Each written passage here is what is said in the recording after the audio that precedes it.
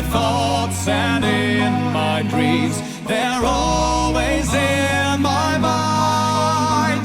These songs of hobbits, dwarves and men, and elves, come close your eyes. You can see them too. It's not a combat game. And, oh, I remember. So, like, every single person would try to justify having some kind of weapon, because even if you're a scholar, you didn't want to go out there with nothing. So they'd try to be like, yeah, my professor has a sword cane. I remember having that, because everyone would try to get a sword cane in Call of Cthulhu, because it's better than not having one. So they're like, yeah, my character was given a sword cane from his when he was on sabbatical in the Orient, and he really liked it, and so he has it. Or even worse, the guy would be like, oh yeah, he studied overseas in Japan, and while he was there, he bought a katana, so he has that. If you've ever DM'd Call of Cthulhu, you know this shit. You know this shit went down, because your players would try anything. It was like trying to sneak food into the theater, right? They're like, oh yeah, somehow I got a hand grenade and I keep it in my pants, you know. So they'd have swords, and as soon as shit hit the fan, they'd be like, oh yeah, my professor goes to his antiques collection and gets his samurai sword. Right, and then he attacks this. I've seen this. And in fact, I do that. Where, like, I would, although it wasn't, now I'm trying to backpedal on my own case. Like, I would just say, like, my character has and no, even knowing this, I would even having a gun in Call of Cthulhu is like, it's like having a nightlight. It does not, you maybe feel better having it, but it's not going to keep the ghosts away. If it's a nightlight, it doesn't do shit. It's kind of like this false sense of security. So even if I had a fucking 357 Magnum in my character's desk, just because he likes it for protection, and that was the only justification I would have, is he'd be like, he owns a gun, so what? He keeps it in his desk, he never carries it. And I would even tell the DM, I'd be like, look, even though I've got this thing, assuming I was carrying it, is a gun really, is my fucking 38 pistol really gonna do shit? And the DM's like, no. And I'm like, see, there you go. So that was, but yeah, you'd see characters try to justify, like, their M14 rifle, and, but still, you'd see people carry fucking dynamite, like, oh yeah, my character used to build railroads, and so he's got dynamite. So yeah, whenever there was some kind of monster, they'd be like, what you're supposed to do when you're confronted with any kind of Cthulhu mythos monster is run, or like try to get whatever you're doing done as quickly as possible and then run. Don't even, like, you're not even supposed to look at the shit that goes on in this. Don't look, because you'll go insane. In fact, there's other stories. Man, I think every DM has a story about people going insane over the stupidest shit. I'll get to that in another video. This should be another video, in fact. I might actually split this up. Yeah, I will. More money for me. Because fuck the superheroes thing. God, we're beyond that. But yeah, like, Call of Cthulhu,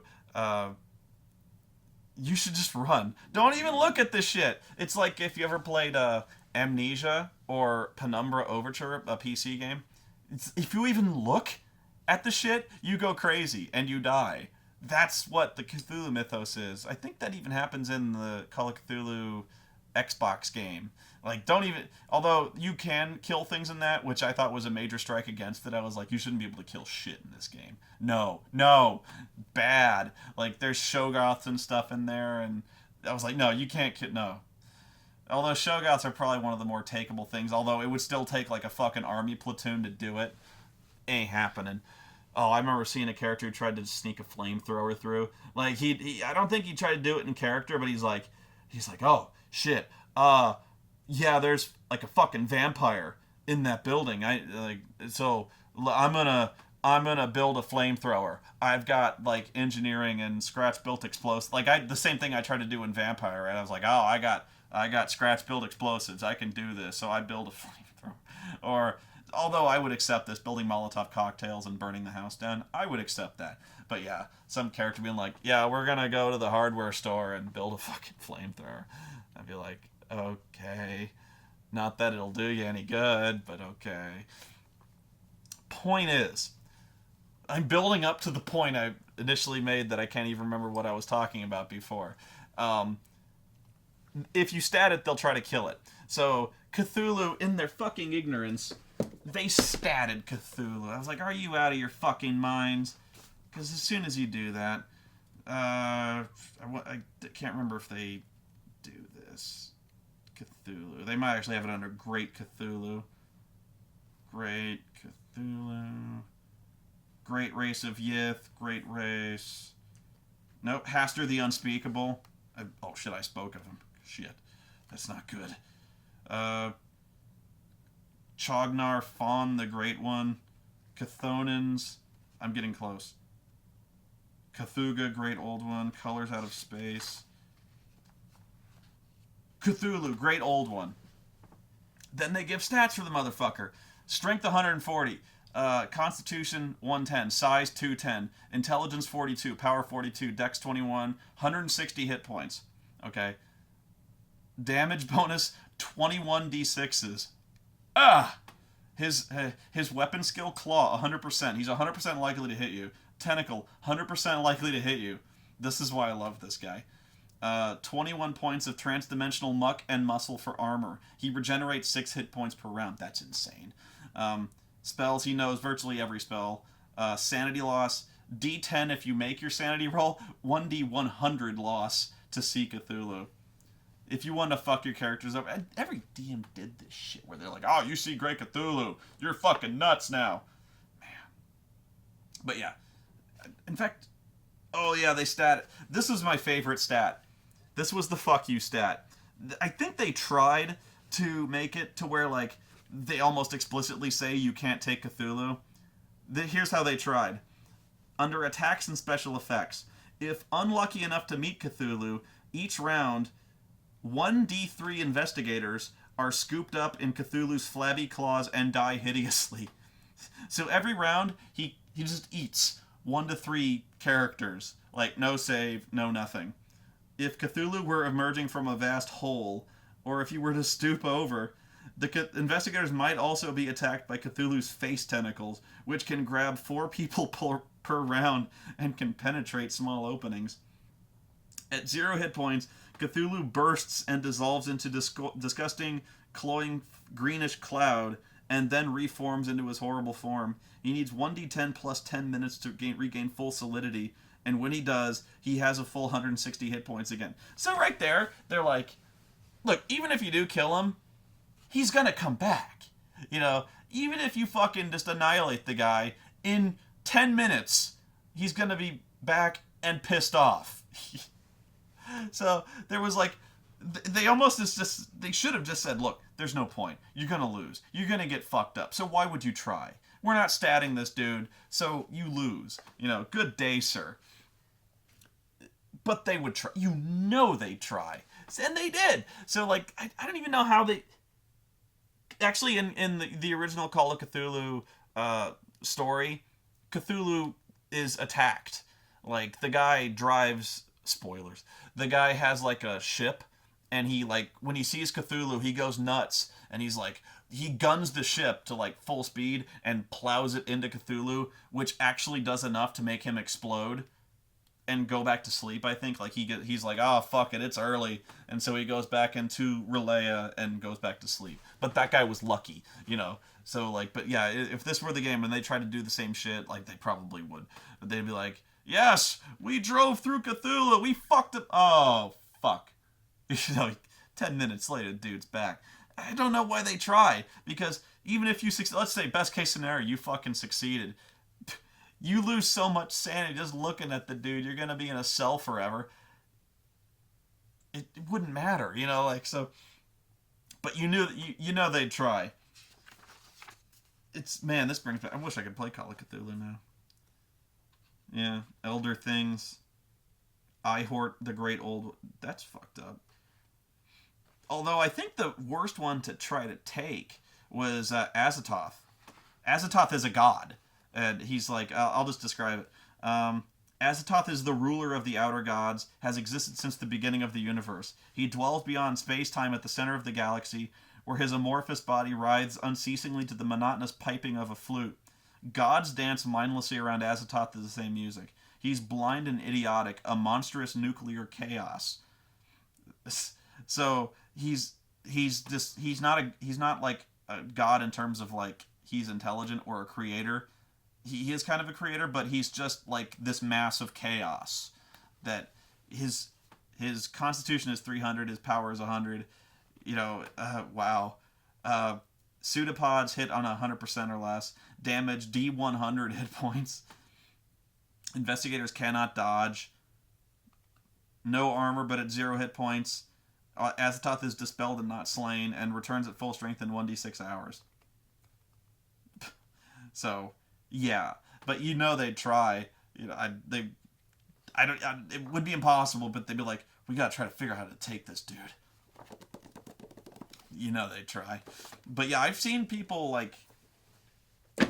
investigators, like, let's say there's a cult that's trying to summon Cthulhu. Idiots. But I didn't DM a game like this, but I've seen it. Where they're investigating a cult that, of course, there's inevitable this adventure where they try to stop a cult that's trying to summon a great old one or trying to summon Azathoth. I've done this, where it was Azathoth they were trying to summon because these guys were like, we want to see the chaos that birthed the universe. We want to see the beginning of all things. We want to see the beginning of time. Oh, great Azathoth, we summon you to look upon the great glory of chaos. That kind of thing. So I was like, okay, these guys are summoning Azathoth. They must not be allowed to succeed, because if even like a sliver of Azathoth's essence slips through to this dimension, it would be catastrophic. It might form, it might sever from the mass and become its own form and grow and swell and consume all life on the planet, because that's how Call of Cthulhu rolls. It's just basically like this backpedaling effort to keep them from destroying all Earth, even though the struggle is inevitably going to fail. Man, I'm going off on a tangent. Jesus Christ. So in a different game, in my game, they just tried to stop the cult, but in a group that's suicidal, that like really wants to try to take Cthulhu, they'd see like, oh shit, they're trying to summon Cthulhu. Let's see what happens. So like, the DM would be like, well, the celestial alignment, which could just be orbital wobble, but it's not. So like, the celestial alignment takes place, the equinox is set, and the moons of Jupiter, whatever. So the DM is like, well, he's not expecting this. He's expecting them to try to stop the cult, which is actually one of the only ways you can have combat in Call of Cthulhu and kind of give the people a chance to survive, is just against other cultists and humans. That's about it. But even then, you're doing something wrong, because these guys are scientists and researchers. But anyway, so like, these guys will be like, oh, we want to see, we'll let him finish. We want to see Cthulhu because we can try to fuck him up. I got dynamite. I got a flamethrower. So they'd let him finish, and then he'd be like, okay. And so he described this big nasty scene where Relea rises from the ocean, and Cthulhu breaks through his tomb, and he's like, ah. And then he's like, okay, roll sanity loss. And then like 2 of them would fail, lose 96 sanity, and just immediately go batshit and start like putting their underwear on their pants and jerking off, because insanity. So like the 3 of them that are left, they lose 9 sanity but somehow pull through, and they're like, we're gonna wait till he gets to the coast. And so they wait till he gets to the coast, and then 2 of them get eaten, and then that's how it goes. Even in the off, like, I don't know if they succeed. Honestly, I don't know if they succeed. I would guess not, but they had to try. That's kind of the thing. It's why did you try to kill Cthulhu? Because he's there. Because he's there. It's my obligation as a player to try to end this shit. To try shit. I did it. I did that. Not Cthulhu, but Con Bravo. The DM is like, yeah, This huge fucking dragon hits the middle of the clearing, and he's beat to shit, but he's still a fucking dragon, and he's strong. What do I do? What do I do? I call it out. You know, that was suicidal of me. I call the fucker out, and he's like, okay, you wanted this. I think he even said, like, okay, but you wanted this, dude. And I'm like, I know. I gotta do it, because I'm the greatest swordsman in the world. So he's like, okay. And, this was where my character has a horseshoe up his ass. We somehow did it. But it's that 1 in 100 shot, that one chance for greatness, for glory, to be the guy who can go around that table and be like, I did it. I was the guy. Took that dude down. 10 minutes later, he stepped on my ass. But I did it. I took that fucker down. Sometimes you get lucky. Very rarely, but sometimes you do it. So, but that's the flaw in statting and I don't know why they did it. Why would they do that? Especially since, the guys who wrote the Call of Cthulhu game are the kind of guys who would get it. They'd be the kind of guys who'd be like, look, there's no winning. Even if you win, you lose. That's the point of the Cthulhu mythos, is the best you can hope to do is break even. And even then, you're not breaking even, And I don't think a lot of DMs understand that. They're just, really, a lot of Call of Cthulhu DMs they just like the notion of making the characters lose sanity. They like to see what happens when characters lose their shit. So they love rolling on the insanity table, because the very name insanity table is like, this sounds so much fucking fun. I want to give these characters the drizzling shits, the kleptomania, or the fucking necrophilia. There's like, that's on the insanity table. In fact, I want to see now what's on the insanity table. I'm gonna look in the index. This is so cool. Now I really want to play insanity. 46, 48, indefinite insanity. That's when you temporarily go nuts. Okay, 77 to 79. What's some of the fucked up shit? Sanity rules. They actually describe how much, how much a sanity loss, what you would call it. So, like, if you lose 1 or 2 sanity, it's like discomfort and confusion. Like, basically what 1 to 2 sanity loss is, you see a dead body. You see a guy who's been, like, you see a guy who's committed suicide. You see a guy with a smoking hole in his head, and you're like, that would disturb you. That would, if you saw that, you would freak out. That is 1 to 2 sanity loss. It would scar you for life. And that's 1 to 2 points.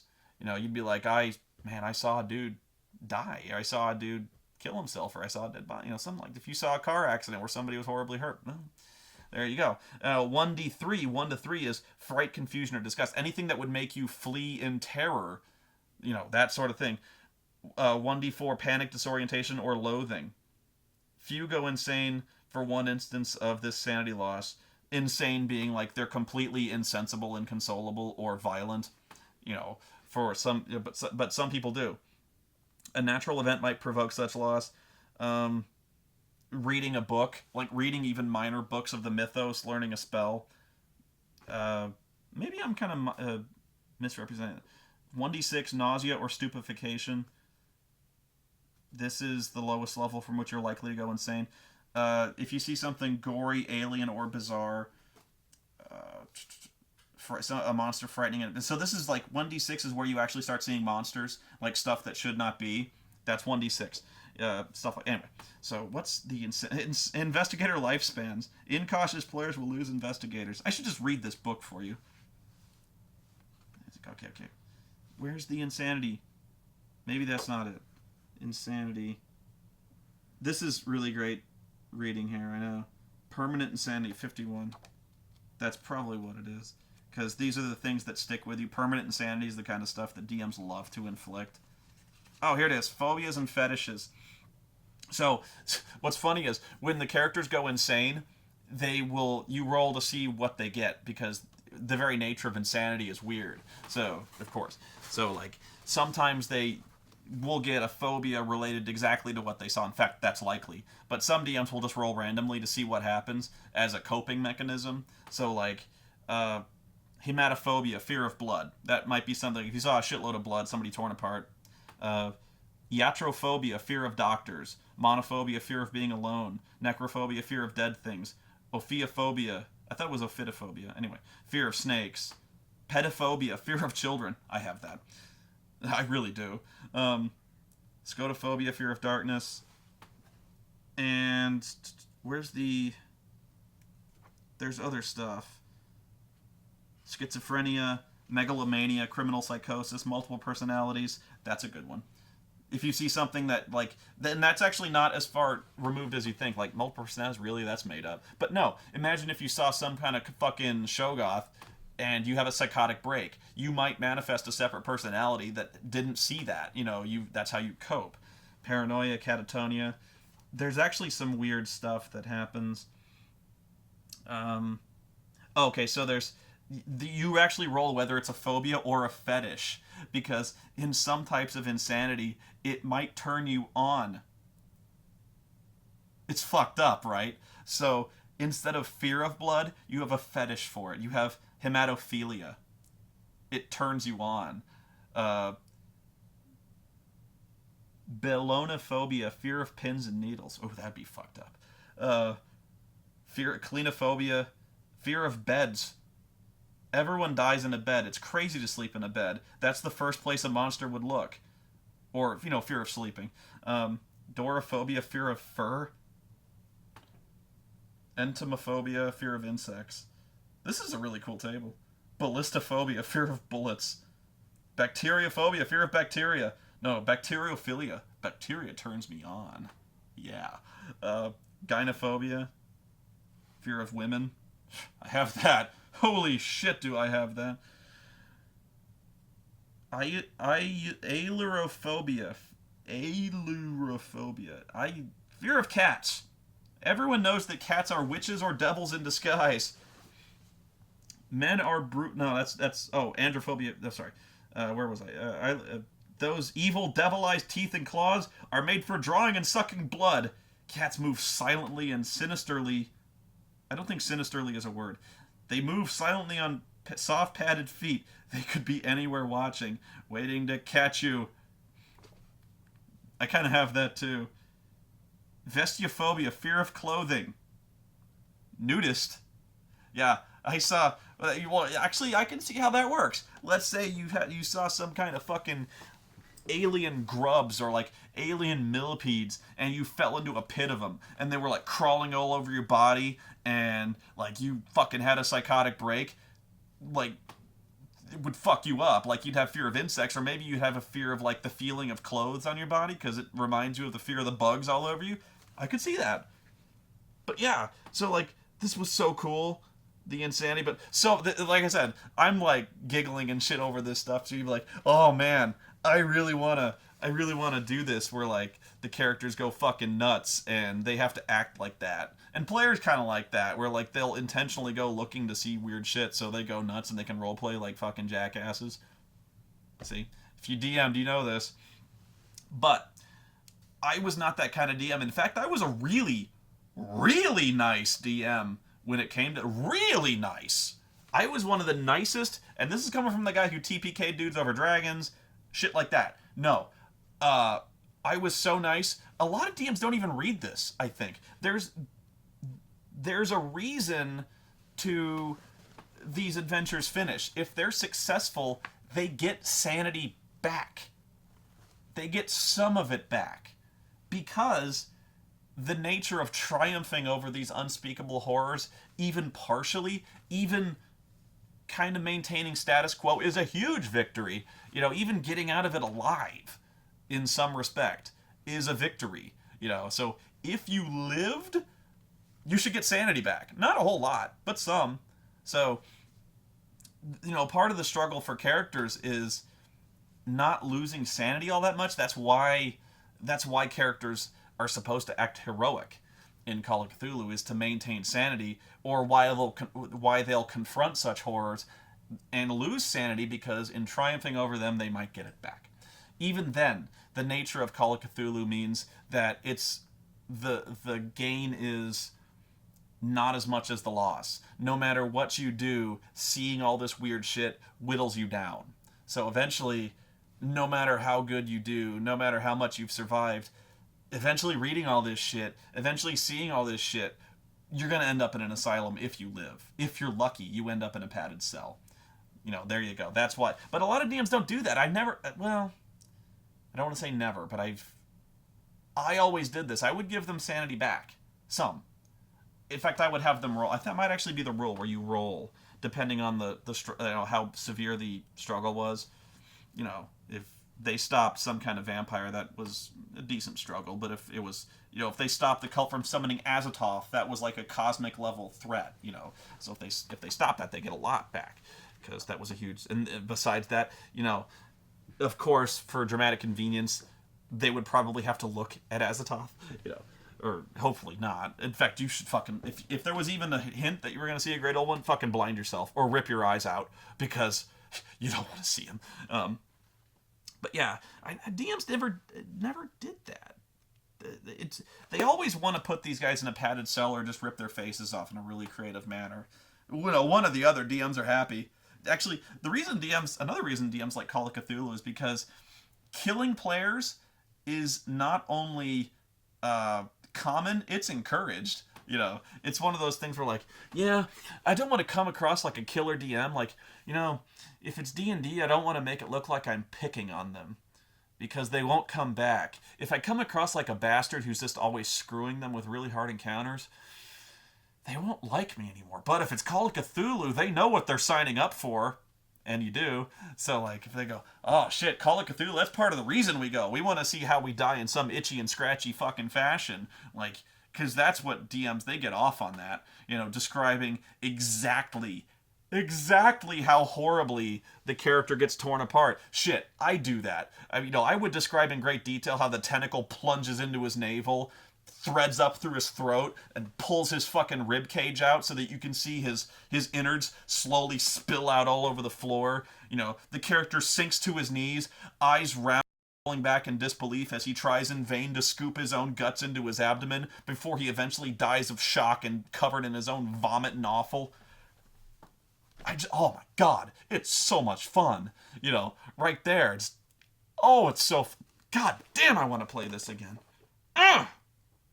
Shit. Wow. I got the urge, man.